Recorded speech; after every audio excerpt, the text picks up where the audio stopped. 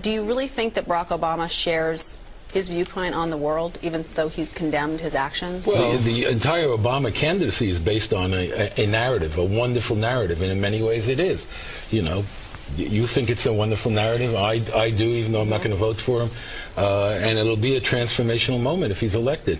But there are holes in that narrative, and we haven't heard the whole in the entire everything we ought to know about the Ayers-Obama relationship, partly because the media, the Obama-centric media, has decided it's not an important issue. It's not going after it. It thinks, Sarah Palin's wardrobe is, essential, an important issue for the Republic, but not the relationship of Obama and Ayers. And so we don't have the entire story. What we do know is that they served on several boards together, and we do know that Ayers, apart from the question of his activities in the 60s, he's a very, you say unsavory, I say he's very dangerous in terms of what he's proposing about our education system. And he's not some bomb thrower out there by himself. He's very influential in education circles. Right. He's a vice president of the American Education Research Association, which is a leading organization of education professors in the country. Right. Well, which to me says that it's not that big of a deal that Barack Obama knew him. If he's somebody that other people in society seem to have embraced. Yeah, wrongly embraced. Okay, and we expect, we think Obama is so brilliant. He's so far-seeing. He's the one. He should understand the implications of Bill Ayers' education policies, and the question is, if Obama wins on November, in 11 days, what is he going to say, and what is he going to do about social justice teaching in our schools? Obviously, Ayers is not going to be invited to the Lincoln bedroom. Right, but the question is, to what extent does he share any of Ayers' views on appropriate education policies and teaching? I think it's bigger than this. How do you fight terrorism when you're friends with an unrepentant terrorist? Now, we've got to go over this here, because I think Barack Obama, and if you're watching, I think you're dishonest with the American people. Your original response was, it's just a guy in the neighborhood. Right. Reverend Wright, I was never there when he said these controversial things. So I think he's dishonest. He has 20-year relationships with the most radical people, and I think it shows poor judgment, and the job of being president is about judgment. Do you believe him, or do you agree with me he's dishonest? Oh, I've said so in print. I said one of the biggest lies in this campaign so far was when during the primary debates, when he said he's just a guy in the neighborhood. Then he kept changing the story. Oh, okay, we served on an education board. I was only 8 years old. That's right. But what's important is that the media has totally covered up for him. And in order to cover up for him on this, they've created a false portrait of Bill Ayers, turned him into an education reformer. Well, then Obama's, he's a professor, Right. By the way, Bill Ayers, just like every other terrorist, you are a spineless, gutless coward. You're afraid to answer some questions because you want your friend to get elected. Now, here are the facts. Barack Obama started his political career in Bill Ayers and Bernardine Dohrn's home. That's a fact. We know that he blurbed, meaning he wrote complimentary words about Bill Ayers' book. He reviewed it. He reviewed did a book review in the Chicago Tribune. He sat on multiple boards with Ayers, and we know that they've given multiple speeches together. Right. This is hardly just a guy in the neighborhood. Now, here's the question. Ayers, Resco, Wright, and everybody else, 20-year flagrant, 20-year associations. Can American people tonight conclude that he might share the views of all these radical friends that he's with? They might, but obviously they're not concluding that. I really don't know. I think mostly Obama started. Here's my theory. Again, it's a theory because the two principles. How do we know the nature of the relationship if the two principles in the relationship aren't talking about it? Bill Ayers, for the first time in his life, he's not gutless. No, he's under Democratic Party discipline for the first time in his life. Believe me, he's praying for. We don't know how he's going to go. Don't forget the Democratic. We do. In his ideology, the Democratic Party is a worse enemy than a Republican Party. All right, here's what we've got here, though. But here's a guy there's a picture of Bill Ayers stomping on the U.S. American flag, free as a bird, guilty as hell, What a great country. That's Bill Ayers stomping in the American flag of Chicago Magazine, and he said that. This is a guy that of all days, September 11th, said, I do not regret bombing the Pentagon, the Capitol, New York City Police Headquarters.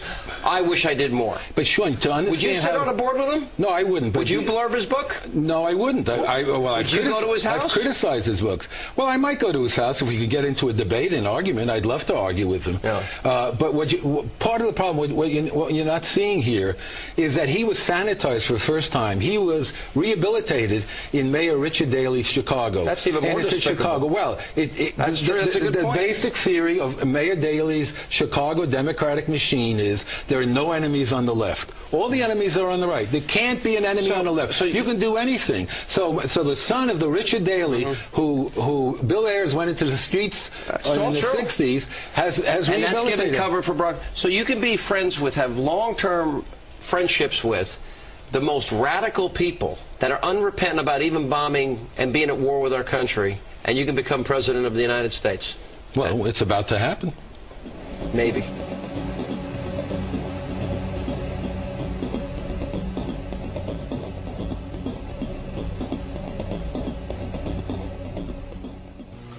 A federal grand jury in Detroit today charged the 13 top leaders of the Weathermen with plotting to bomb public buildings in Chicago, Detroit, New York, and Berkeley, California.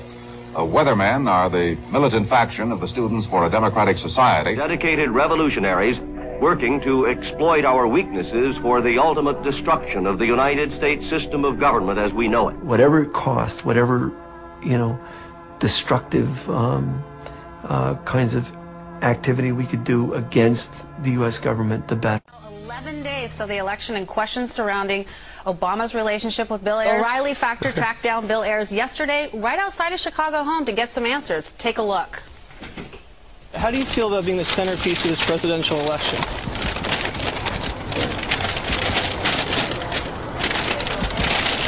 All right. What's your relationship with Barack Obama? Mr. Ayers? Did he write a blurb for your book and sit on a panel with you? This is my property. Please leave. Mr. Ayers, do you want to take this opportunity to apologize for your terrorist acts? Mr. Ayers? Don't you think it's time for some repentance? Do you still consider yourself an anarchist? What we wanted to do here was deliver the most horrific hit that the United States government had ever suffered on its territory.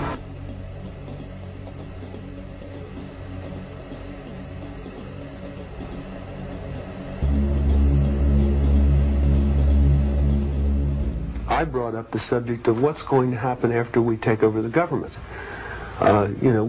We become responsible then for administrating, 250 million people. They also believed that their immediate responsibility would be to protect against what they called the counter-revolution. And they felt that this counter-revolution could best be guarded against by creating and establishing re-education centers in the Southwest, where we would take all the people who needed to be re-educated into the new way of thinking and teach them how things were going to be. I ask, well, what is going to happen to those people that we can't re-educate, that are die-hard capitalists? And the reply was that they'd have to be eliminated. And when I pursued this further, they estimated that they would have to eliminate 25 million people in these re-education centers. And when I say eliminate, I mean kill. 25 million people.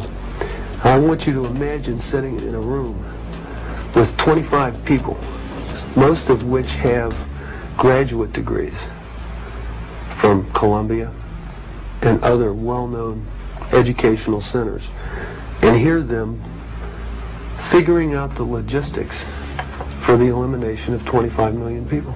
And they were dead serious.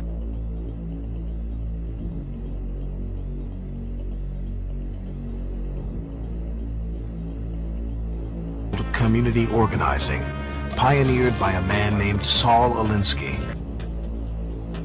It becomes a contest of power.